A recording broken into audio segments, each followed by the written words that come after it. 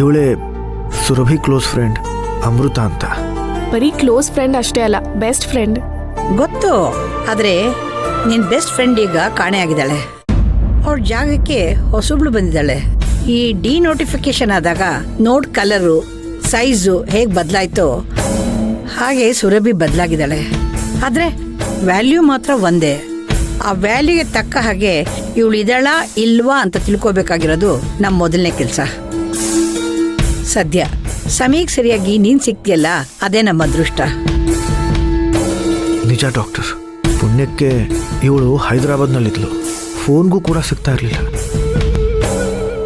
ಇವಳು ನನ್ನ ವಾಯ್ಸ್ ಮೇಲೆ ನೋಡದೇ ಇದ್ದಿದ್ರೆ ಇಷ್ಟೊತ್ತಿಗೆ ಇವಳು UK ಹೋಗ್ಬಿಡ್ತಾ ಇದ್ಲು. ಓ, ನೀನು UK-ಲಿರೋದಾ? ಇಲ್ಲ ಡಾಕ್ಟರ್, ನಮ್ಮ ಯಜಮಾನ್ರಿದು ಸಾಕಷ್ಟು ಕಂಟ್ರಿಗಳಲ್ಲಿ ಬಿಸ್ನೆಸ್ ಇದೆ. ನಾನು ಎಕ್ಸಾಕ್ಟಾಗಿ ಎಲ್ಲಿರ್ತೀನಿ ಅಂತ ಹೇಳೋದಕ್ಕೆ